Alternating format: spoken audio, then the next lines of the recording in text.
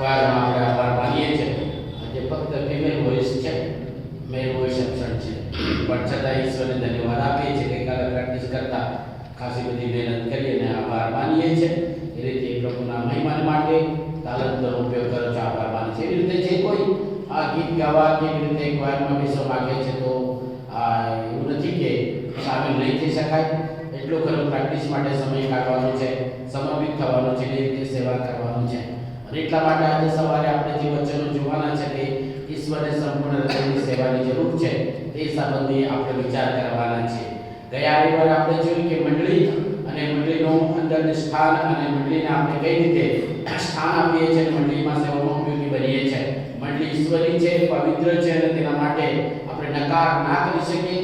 જુદી જુદી રીતે જુદા જુદા કારણસર જાણે અજાણે આપણે મંડળીનો નકાર કરીએ છીએ. એના કારણે ઘણી વખત આપણે આત્મિક નુકસાન વેઠીએ છીએ અને ઘણી વખત આપણે પ્રભુથી દૂર જઈએ છીએ. આજે સવારે એ જ બાબતો ધ્યાનમાં કરતા એ પૂરા હૃદયની સેવાની અપેક્ષા પ્રભુ રાખે છે. લુકને લખેલી સુવાર્તા જે શાસ્ત્રપાઠ 9મો અધ્યાય અને 57 થી 62 વચનો વાંચવામાં આવ્યા. Gospel according to St. Luke chapter 9 verse 57 to 62 ની અંદર જે વચનો જોઈએ છે તે પ્રમાણે અને ચારે ચાર સુવાર્તામાં જે આપણે જોઈએ છે એ બાબતો તરફથી આજે પ્રભુ આપણી સાથે વાત કરે અને આપણને ફરી એકવાર એ વચનો દ્વારા પ્રભુ આપણા હૃદયને અને આપણા જીવનને દ્રઢ કરવા સહાય કરે. એટલા માટે આવો વચનમાં જતા પહેલા પ્રાર્થનામાં જોડાઈએ.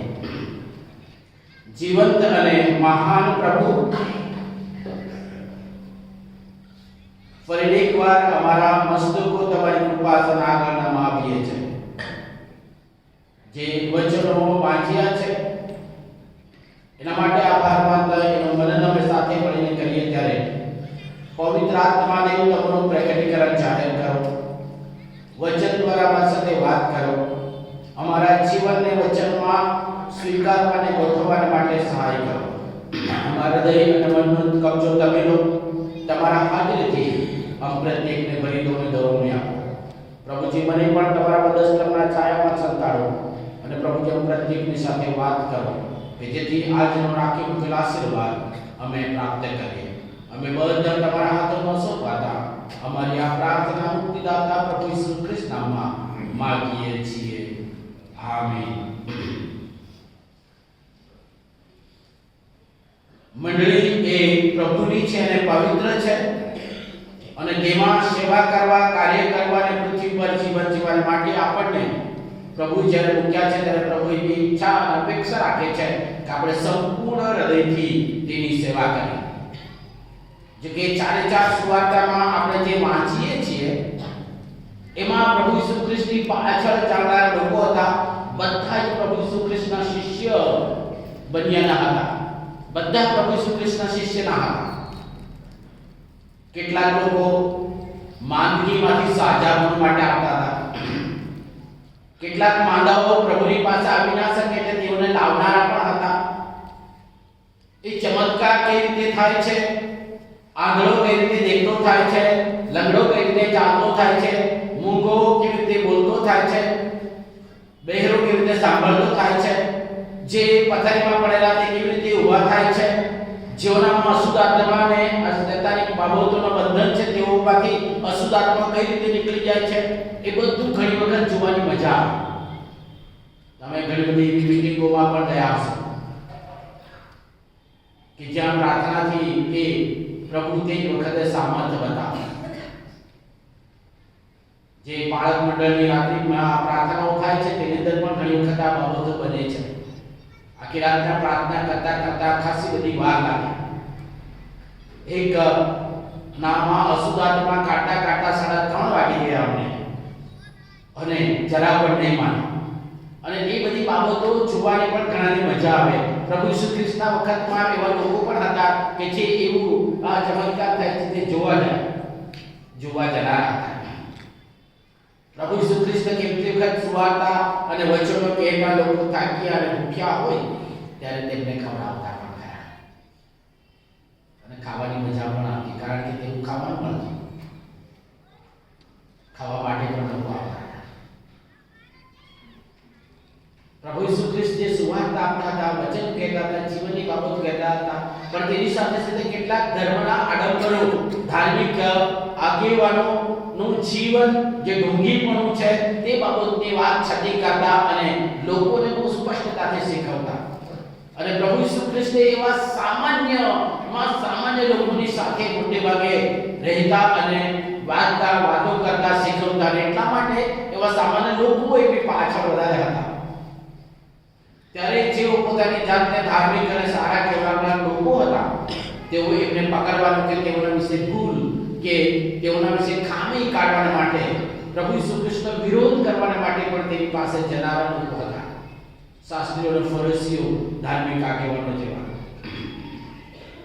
જ્યારે કેટલાક જીવન મળે એટલા માટે જીવનની વાત સાંભળવા માટે પણ તેની પાસે જનારા હતા. અને તેઓમાંથી શિષ્યો હતા.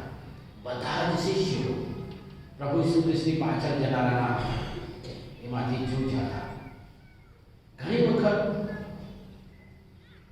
આપણે પ્રભુ મંદિરમાં આવીએ છીએ, વ્યવસ્થા અને જે દરેક મંડળીમાં જુદી જુદી જે વ્યવસ્થા છે તે વ્યવસ્થામાં બાપ્તિસ્મા સંસ્કાર કરીને એ સભ્ય બને, પ્રભુ ભોજનના સંસ્કારમાં સામેલ થાય, ત્યાર પછી એ મંડળીના રજિસ્ટરમાં સામેલ થાય, ત્યાર પછી એમના બાળકો હોય તો તેમના બધી બાબતો કરવામાં આવે, મોટા થાય તો લગ્ન થાય, લગ્નના રજિસ્ટરો રાખવામાં આવે, બધી બાબતોના રજિસ્ટરો પાળક પાસે હોય, અને કદાચ એવા સમયમાં આપણો વાલો પ્રભુમાં કહી જાય તો તેનું રજિસ્ટરમાં તેની નોંધ હોય. અને એટલા માટે વ્યવસ્થા પ્રમાણે કદાચ કઈ વખત નોંધ કરવાની હોય તો પાળક પાસેથી દાખલાઓ લેવા પડે. એ વ્યવસ્થામાં આપણે સામેલ થાય. એ બધી વ્યવસ્થા મંડળીની સગવડ અને વ્યવસ્થા છે. પણ એ બધામાં ખરેખર આપણે બધા પૂરા હૃદયથી પ્રભુ ઈસુ ખ્રિસ્તની પાછળ ચાલનારા શિષ્યો છીએ કે પછી લુકને લખેલી સુવાર્તા અને તેના 9મો અધ્યાયના 97મી કલમથી 62મી કલમમાં જે ત્રણ વ્યક્તિત્વને રજૂ કરનારા બાબતોમાં આપણે આવી છીએ. પ્રભુ ઈસુ ખ્રિસ્ત મંડળીની વ્યવસ્થામાં પૂરા હૃદયથી તેની સેવા કરવા આપણે મંડળીમાં છીએ, કારણ કે દેવની મંડળી છે, પવિત્ર મંડળી છે. કોઈ મંડળીનું અપમાન કે કોઈ મંડળીના વિશે આપણે ભૂલી શકતા નથી, કારણ કે ખ્રિસ્તના લોહીથી ખરીદેલી મંડળી છે. પણ બધામાં આપણે પૂરા હૃદયથી પ્રભુના શિષ્યો છીએ, કેમ કે આજે સવારે આપણે જોઈએ પ્રથમ જે વ્યક્તિ આવે છે તે પ્રભુની પાછળ ચાલવાની માટે કાંઈ કહે છે, હું પ્રભુ ઈસુ તું જ્યાં જશે ત્યાં તારી પાછળ ચાલીશ. એનો અર્થ એવો છે કે એને ભૌતિક વાના કંઈક મળશે. પ્રભુની પાછળ ચાલતા મને બેનિફિટ થશે, પ્રભુની પાછળ ચાલતા મને લાભ થશે, પ્રભુની પાછળ ચાલતા મારા કામ થઈ જશે, પ્રભુની પાછળ ચાલતા મને એવો આશીર્વાદ મળી જશે, પ્રભુની પાછળ ચાલતા મને દાન અને તાલંત મળી જશે, ચમત્કાર કરવાનું સામર્થ્ય મળી જશે. એ બધી બાબતોના વિચારસરણીથી પ્રભુની પાછળ જવા માટે એ વ્યક્તિ કહે છે, જ્યાં કઈ જઈશ તો હું તારી પાછળ આવીશ. લુકને લખેલી સુવાર્તાના આ અધ્યાયમાં 9મા અધ્યાયને આપણે જોઈએ ત્યારે પ્રભુ ઈસુ ખ્રિસ્તનું જે મન અને પ્રભુ ઈસુ ખ્રિસ્તની જે દ્રષ્ટિ હતી તે યરૂશલેમ તરફ હતી. યરૂશલેમમાં શું થવાનું છે, યરૂશલેમમાં પ્રભુ ઈસુ ખ્રિસ્ત માટે શું બનવાનું છે તે પ્રભુને ખબર છે. અને એટલા માટે વ્યક્તિને એમ કહે છે કે ભાઈ લોગડાના દર હોય છે કે શિયાળો કે જે ફોક્સિસ છે એના માટે હોલ્સ એટલે જમીનમાં દર દેવા માટે હોય છે. પક્ષીઓને માળા હોય છે બચ્ચાને સાચવવાનું, પોતાને ઠાકવા માટે. પણ માણસના દીકરાને માથું ટેકાવવાનું ઠામ ઠેકાણ નથી. મારી પાસે આપશે નો બેનિફિટ, કઈ જ નહીં મળે. પ્રભુ ઈસુ ખ્રિસ્તનું કોઈ ટ્રસ્ટ ના હતું, કોઈ બેંક બેલેન્સ ના હતું, કોઈ પ્રોપર્ટી ના હતી, કશું જ ના હતું. એની દ્રષ્ટિ યરૂશલેમ તરફ હતી. ધેટ મીન્સ જે હેતુસર એ આવ્યા હતા તે હેતુ તરફ હતા. એટલા માટે એમને આ બહુ જ કડક જવાબ આપે છે કે પક્ષીઓના માટે, શિયાળોના માટે રહેઠાણ હોય છે, પણ માણસના દીકરાને માથું ટેકાવવાનું ઠામ ટેકાવવાનું કોઈ કશું જ મળતું નથી. અને એનો અર્થ એવો છે કે કંઈ જ ના મળે. એટલે પ્રભુ ઈસુ ખ્રિસ્ત એમને એમ કહે છે કે તું તારો પોતાનો નકાર કર અને તારો પોતાનો વધસ્ત ઉચકીને મારી પાછળ ચાલ. માથી લખેલી સુવાર્તા 16:24 કલમ પ્રમાણે પોતાનો નકાર કરવાનો અને પોતાનો વધસ્ત ઉચકીને તેની પાછળ ચાલવાનું. એટલે કે પ્રભુ ઈસુ ખ્રિસ્તની પાછળ ચાલતા દુઃખ અને મુસીબતો અને સતાવણી અને વિરોધ આવશે. ગઈકાલે ચેન્નાઈથી મારી સાથે ભણેલા એક બિશપ સાહેબનો ફોન આવ્યો સવારે. વાતો કરીને પછી કોલેજમાં શું આપણે કર્યું તેના વિશે વાતો કરીને પછી કહે છે ગુજરાતમાં કેવું છે, ઉત્તર ભારતમાં કેવી સેવા ચાલે છે, શું ચાલે છે, મને બધું પૂછ્યું અને કેટલીક બાબતો મેં દર્શાવી.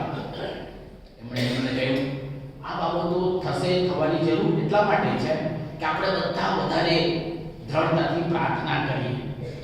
જેમ વિરોધ થાય, જેમ સતાવણી થાય, જેમ આફતો આવે, માંદગીઓ આવે, મુસીબતો આવે, ત્યારે આપણે બધા જ ઘૂંટણે પડીને પ્રાર્થના કરવાનો, ઉપવાસ સાથે પ્રાર્થના કરવાનો, બીજાઓને પ્રાર્થના કરવા કહેવાનું ને ત્યારે જ આપણે વધારે પ્રાર્થના કરીએ. અને મેં કહ્યું કે હા બિશપ સાહેબ, જો કે મારા મિત્ર છે પણ એમને કે બિશપ કાકે તે બિશપ છે અને એમને મેં એ રીતે કહ્યું કે હા એટલા માટે કે જેથી આપણે બધા પ્રાર્થના કરીશું અને પ્રાર્થનામાં બધા જ એક થઈશું. કારણ કે પ્રાર્થના આપણને જોડે છે. આવું કંઈક થાય ત્યારે વધારે પ્રાર્થના કરીશું. કારણ શું છે? જેમ વધારે પ્રાર્થના કરીશું ત્યારે આપણે વધારે પવિત્રતામાં ઊંચા થઈશું. આપણે પ્રભુને મળવા માટે પોતાની જાતને તૈયાર કરીશું. એ વધારે જેમ મુસીબત આવે તેમ વધારે પોતાની જાતને પ્રભુના ચરણોમાં પૂરા હૃદયથી તેનું ભજન કરતા તેની સેવા કરવાના તૈયાર થઈશું. અને તેવા સમયમાં પ્રભુ આવશે કોને લેવા? મંડળીને લેવા જે પવિત્ર, શુદ્ધ, નિર્દોષ અને નિષ્કલંક તરીકે તૈયાર કરેલો હોય. that is the કન્યા એ લેવા માટે આવશે. અને એટલા માટે બધી બાબતો થાય ત્યારે બીવાની જરૂર નથી.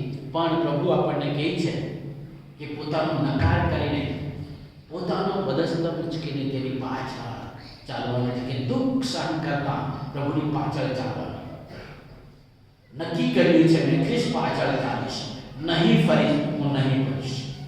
વધસ્ત નજર સામે જગત પછવાડે, હું નહીં ફરીશ, હું નહીં ફરીશ. આ નિર્ણય મંડળીના શિષ્યો, પ્રભુના શિષ્યો તરીકે મંડળીના લોકોએ આપણે કરવાની જરૂર છે. પ્રભુની પાછળ સંપૂર્ણ હૃદયથી ચાલવાને અને સેવા કરવા માટે હોય તો સર્વસ્વનો નકાર કરવાનો છે અને તેની પાછળ ચાલવાનું.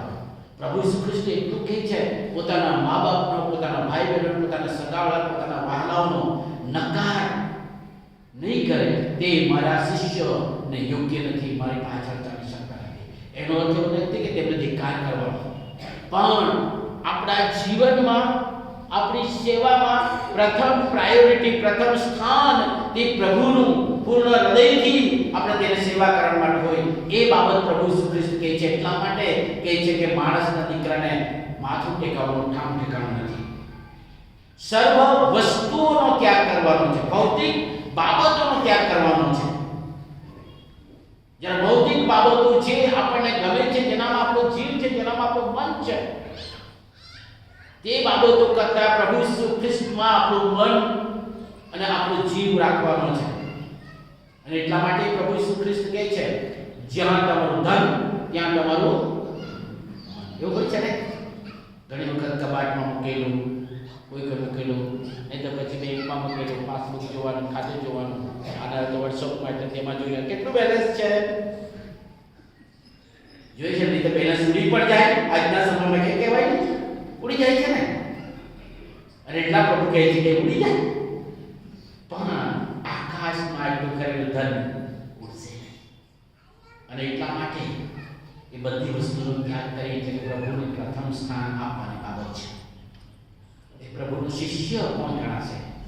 એના શિક્ષણને વળગી લેશે, એના વચનોને વળગી લેશે, એની આજ્ઞા પાલવા પોતાની જાતને સમર્પિત કરે છે, એ એની પાછળ ચાલી શકે. એટલા માટે પ્રભુ ઈસુ ખ્રિસ્ત કહે છે કે મારી પાસે તારે જે તું ઈચ્છા રાખે છે તે મળશે, જે મળશે તે બીજું છે. અને એટલા માટે એના શિક્ષણને વળગી રહેવા માટે ખાસ કરીને શિષ્યો તરીકે પૂરા હૃદયથી સેવા કરવા માટે આપણને આજ્ઞા આપે છે. એટલું પણ આપણે વધારે ફળ ઉચ્ચારીએ. આપણા જીવનની અંદર એ સારા ફળ, સારા કૃત્યો, સારી સેવા, ઘણા લોકોને આગળ સાક્ષી અને જીવન પ્રગટ કરનારી બાબતો આપણા જીવનમાંથી પ્રગટ થાય. વધારે ફળ આપીએ કે જેથી એના બાપને મહિમા મળે. એના માટે આપણને પ્રભુએ બોલાયા છે. એટલે પ્રભુની પાછળ ચાલતા કદાચ આપણને ખાવાનું મળશે, સારી નોકરી મળશે, સારી છોકરી મળશે, સારો છોકરો મળશે, એવું ઘણા લોકો માને. તમે એ પણ સાંભળ્યું હશે કદાચ બીજા લોકો તમને કહેતા કે તમને પૈસા આપ્યા એટલા માટે તમે ખ્રિસ્તી થયા. એ લાભ ના માટે પ્રભુનો શિષ્ય પ્રભુને પૂરા હૃદયથી સેવા ના કરી શકાય તેની પાછળ ના એ સ્વાર્થી અને જગીક લાભ માટે. એટલા માટે પ્રભુ શ્રી ખ્રિસ્ત કહે છે કે માણસના દીકરાને માથું ટેકાવાને ઠામ ઠેકાણું નથી. ભૌતિક અને આર્થિક વાના પ્રાપ્ત કરવા માટે ઘણા લોકો એવી ઈચ્છા રાખતા હોય છે. એટલા માટે પ્રભુ શ્રી ખ્રિસ્તની પાછળ ફક્ત સાજાપણ માટે, ફક્ત જોવા માટે, ફક્ત ખાવા માટે, ફક્ત કંઈક મળી જાય એટલા માટે એની પાછળ ચાલનાર એના માટે પણ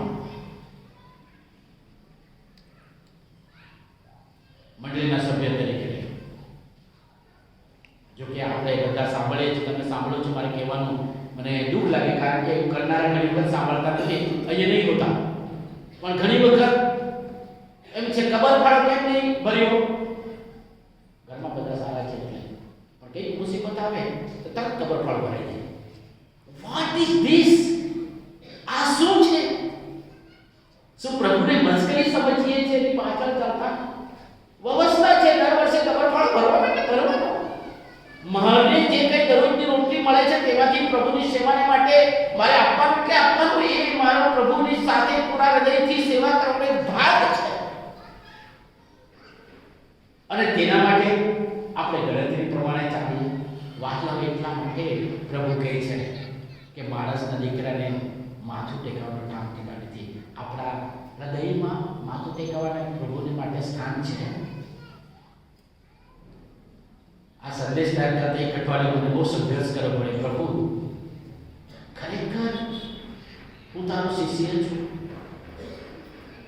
અને એટલા માટે વાલા યાદ કરો પ્રભુએ આપણા માટે આપણા જીવનમાં સ્થાન મળે એટલા માટે કેટલા નમ્ર થયા. એનો જન્મ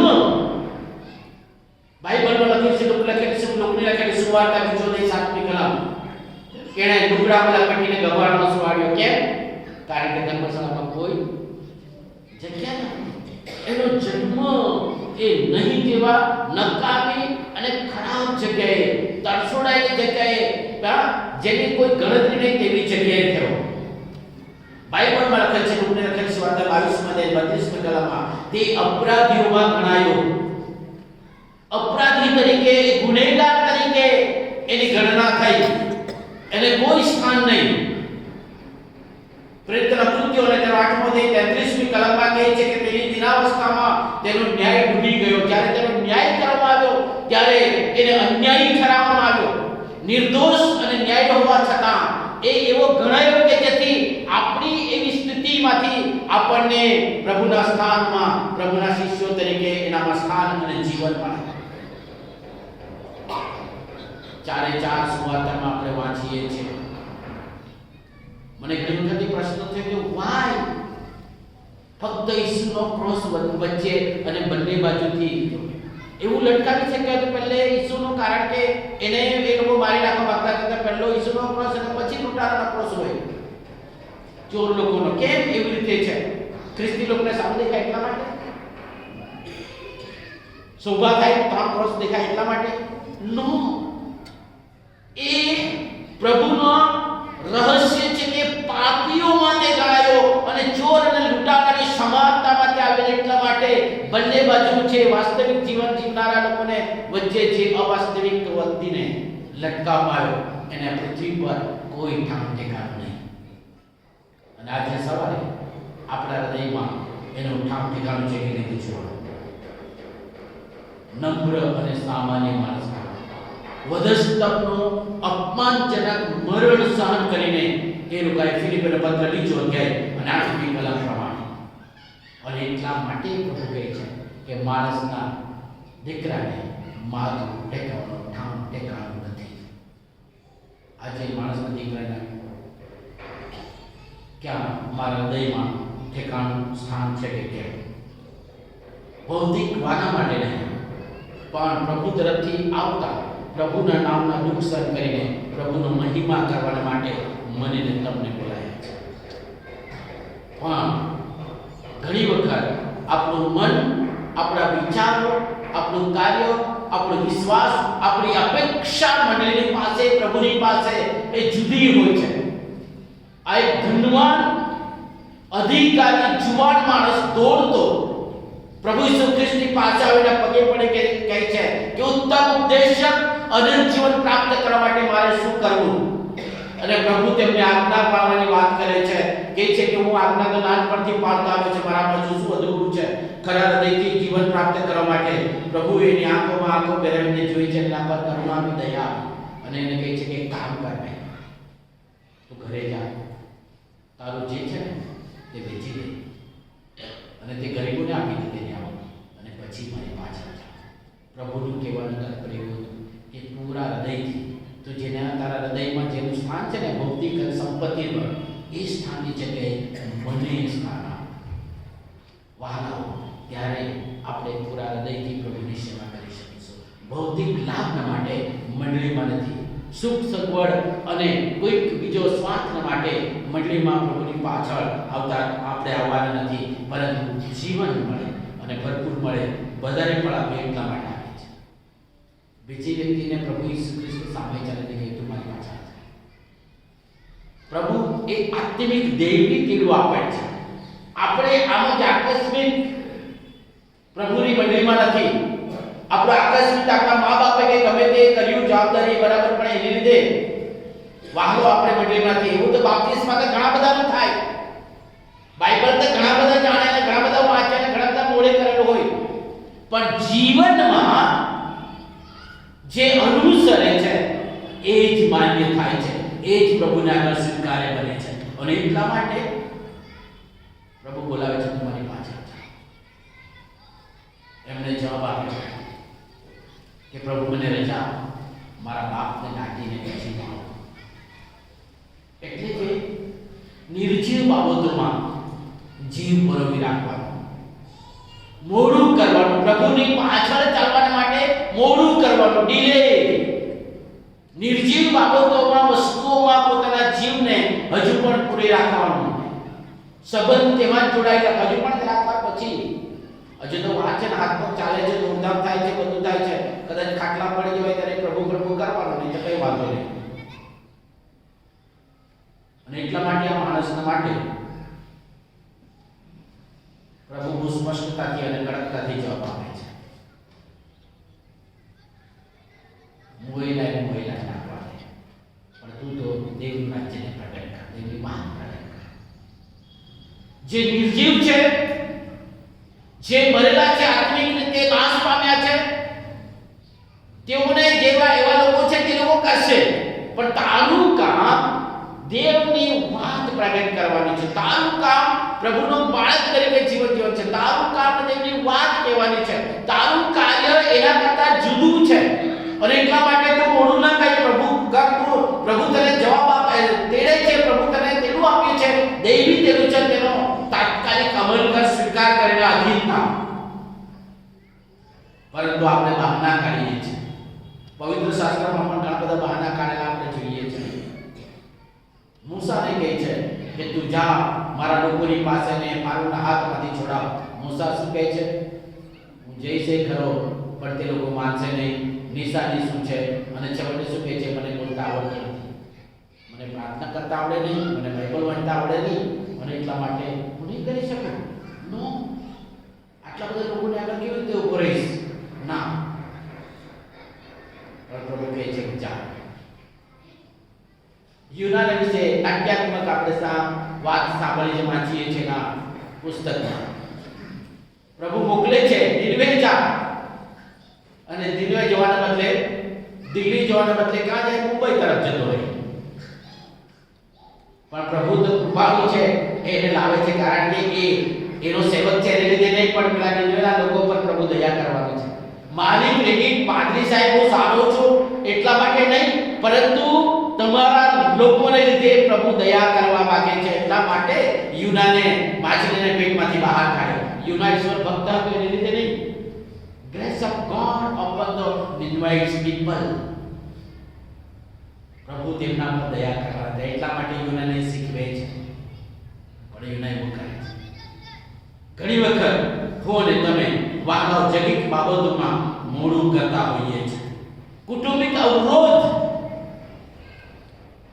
અહીંયા છે, મારા બાપને દાટીને આવું પછી હું, એટલે કે મારું બધું કંઈક બાબતો નિર્જીવ બાબતોમાં મારું છે અને એ પતાવી દઉં પછી બધું કર્યા કરે. પ્રભુ તારી સેવા કરીશ, પ્રભુ તારી પાછળ ચાલીશ. પણ પ્રભુનું તેલું એ તાત્કાલિક છે અને એટલા માટે વહાલાઓ પૂરા હૃદયથી સેવા કરવા માટે જ્યારે તેલું મળે છે ત્યારે જ આ સમય છે, અત્યારે તક છે, નહીં તો પછી દહાડા ઊંડા છે. અને એટલા માટે આપણે ઊંઘમાંથી જાગી જવાની જરૂર છે. કુટુંબિક અવરોધ આવે એટલે પણ જગત બાબતોથી મોડું કરતા હોય છે. સોદોમ અને ગોમોરા નાશ કરવાના માટે જે બે દૂતો ગયા, લોટની સાથે વાત કરી કે ભાઈ જલ્દી કર, ઉતાવળ કર. પણ ત્યાં બાઇબલમાં આપણે વાંચીએ છીએ પોતાના પુસ્તક 19 લોટ ધીમે મોડું કરતો, પણ પ્રભુ એમના પર દયાળુ. ઘણી વખત આપણે એ બાબતોમાં જગત બાબતોની સાથે આપણું મન પરોવાયેલું છે એટલા માટે મોડું કર્યા કરીએ છીએ. એથેન્સના લોકોને વિશે વાત કરીએ કે તે લોકોનો અવિશ્વાસને કારણે ઘણી વખત પ્રભુનું વચન આવે છે જાગૃતતા માટે, પ્રભુને સમર્પિત કરવા માટે, પણ આપણામાં અવિશ્વાસ આવી જાય. એના કારણે પણ મોડું થાય અને દેવના રાજ્યના માટે આપણે અયોગ્ય કરીએ. પ્રેરિતોના પુસ્તક 17:32 કલમ. કેટલીક વખત આપણે વ્યક્તિગત સુવિધા, વ્યક્તિગત સમય અને વ્યક્તિગત આપણે તકને લાભ લઈએ છીએ. પાઉલ પ્રેરિત એ અગ્રિપા રાજાને આગળ સુવાર્તા પ્રગટ કરે છે. ત્યારે અગ્રિપા રાજા પછી છેવટે પુનરુત્થાનની જીવનની વિશે વાત કરતા સાંભળે છે ત્યારે કહે છે કે હવે કામ કરે અત્યારે તો બસ છે, મને સમય મળે ત્યારે તું પાછું કહે છે. અને જીવનની માટે તેને કોઈ તક ન મળે. વહાલાઓ જ્યારે તક પ્રભુ તેડે છે કે તું મારી પાછળ ચાલ, ત્યારે પૂરા હૃદયથી ચાલવાની જરૂર છે. અને એટલા માટે પ્રભુ ઈસુ ખ્રિસ્ત એમને કહે છે કે મોઈલાને દાટવા દે, પણ તું દેવનું રાજ્યની પાછળ આવ અને દેવનું રાજ્ય જવાબદારી અદા કર. વાલો ઘણી વખત આપણે જવાબદારીમાંથી દબાઈ જાય છે, કારણ કે આપણી ઘણી બધી જવાબદારી છે. કુટુંબિક જવાબદારી છે, સમાજની જવાબદારી છે, વ્યવસ્થાની જવાબદારી છે, બધી ઘણી બધી જવાબદારી છે, આપણા શરીરની જવાબદારી છે. બધી જવાબદારીથી આપણે દબાઈએ છીએ અને પ્રભુની પાછળ પૂરા હૃદયથી સેવા કરવા આપણે ચાલી શકતા નથી. અને એટલા માટે આપણે આત્મિક વૃદ્ધિમાં અવરોધ ઊભો થાય છે. જેમ કે જગત સંપત્તિ પેલા ધનવાન જુવાન અધિકારીની જેમ જગત સંપત્તિ આપણે આત્મિક વૃદ્ધિને અવરોધ કરે છે. માથે લખેલ સુવાર્તા 19 અને 22 કલમ. કેટલીક વાર કાલ્પનિક ધારણાઓ આપણને અટકાવી દે છે. પુનરુત્થાનના સમયમાં જે ભાઈઓ કબરે જતી હતી ત્યારે એ લોકોને કાલ્પનિક વિચારમાં હતા કે ભાઈ આપણા માટે પથ્થર કોણ ગભરાવશે, આટલો મોટો પથ્થર શું થશે. એ લોકો જતા હતા શું કરવા માટે? અત્યાર અને સુગંધિત દ્રવ્યો તૈયાર કરીને જતા હતા. વિશ્વાસ હતો, પણ પ્રશ્ન એવો છે પથ્થર કોણ ગભરાવશે. કલ્પનામાં એવું ઘણી વખત તે વખતે એવું અવરોધ બાબતો, અશક્ય બાબતોના સંબંધમાં આપણે કલ્પના કરીએ અને તેમાં આપણે અવરોધમાં ડૂબી જઈએ છીએ.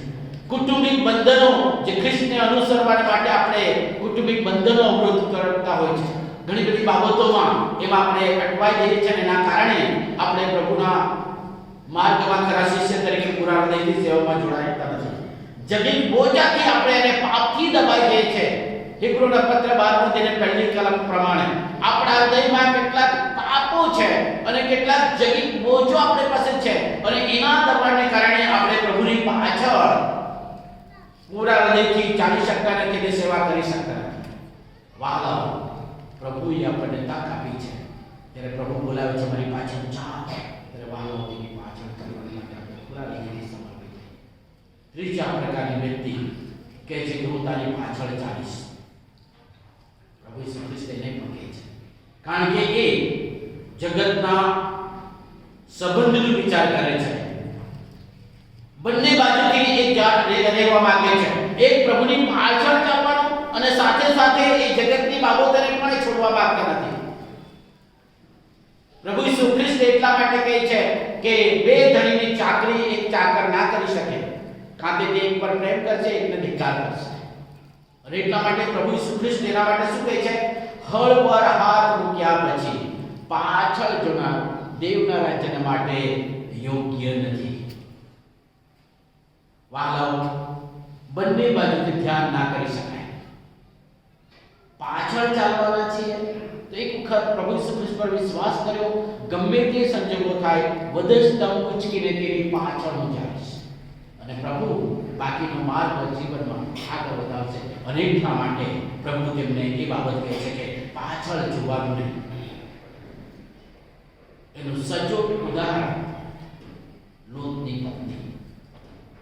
ઉત્પત્તિનું પુસ્તક 19 એ બંને દૂતોએ એ લોકો લોત મોડું કરતા હતા, એટલા માટે એમણે શું કર્યું?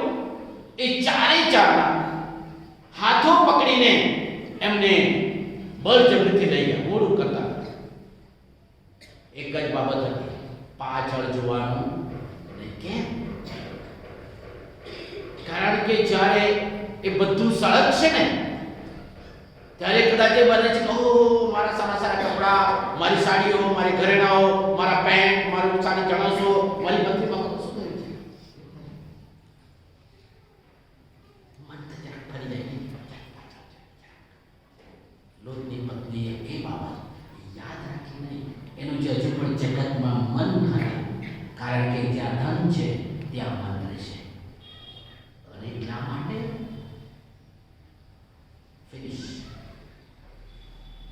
લોતે પોતાની પત્નીને મીઠાનો ખારનો થાંભલો થતા જોઈ.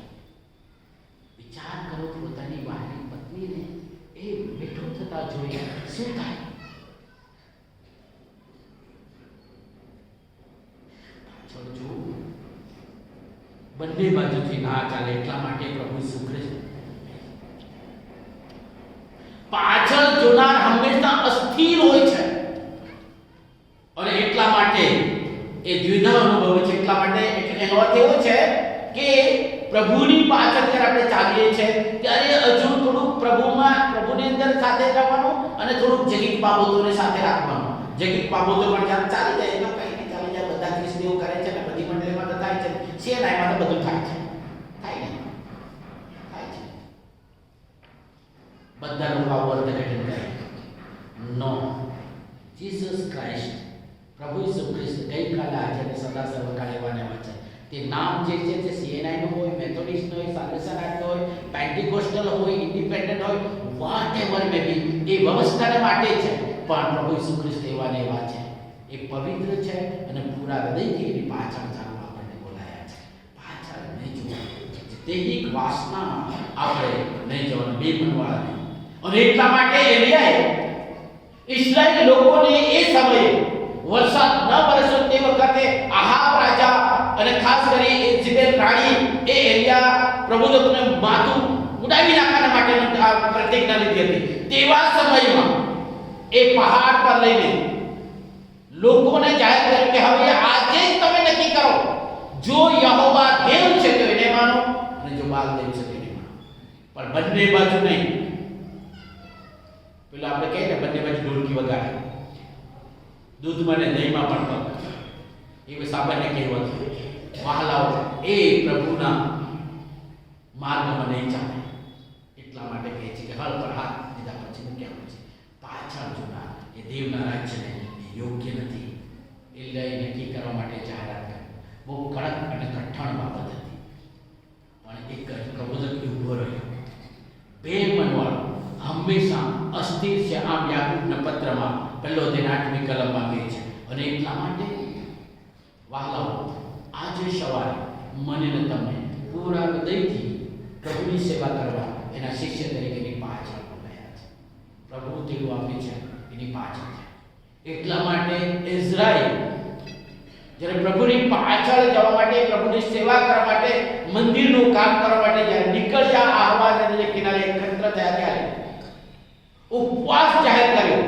પોતાના રક્ષણ માટે, પોતાના બાળકોના રક્ષણ માટે, પોતાની સંપત્તિના રક્ષણ માટે, પોતાની મુસાફરી માટે ઉપવાસ સાથે પ્રાર્થના કર્યો. અને પછી એ 8મા અધ્યાયની 31 ને 32 કલમમાં આપણે વાંચીએ છીએ કે તેઓ સહી સલામત યરુશલેમ પહોંચ્યા અને ત્યાં 3 દિવસ પ્રભુએ એમનો માર્ગ સફળ કર્યો એમની પ્રાર્થના સામે.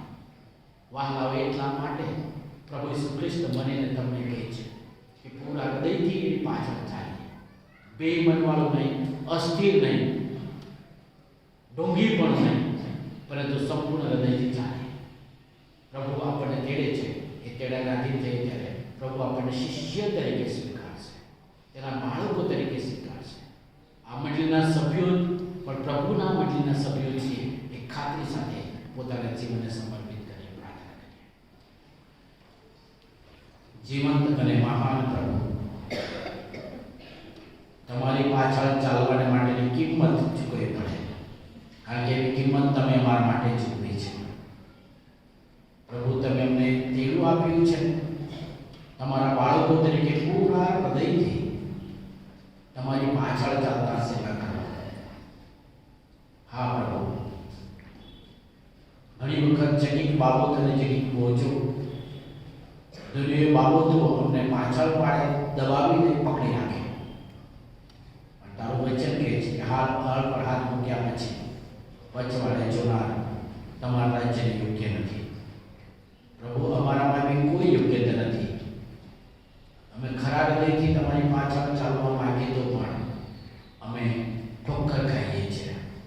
આજે સવારે તમારું વચન કહે છે તે પ્રમાણે તારી પાછળ ચાલવા અમને પવિત્ર આત્માનું બળ આપો. પવિત્ર આત્મા દેવ, અમને ખરા શિષ્ય તરીકે તમે સ્વીકારો. એટલા માટે તમે એમને દોરડે ચલાવો.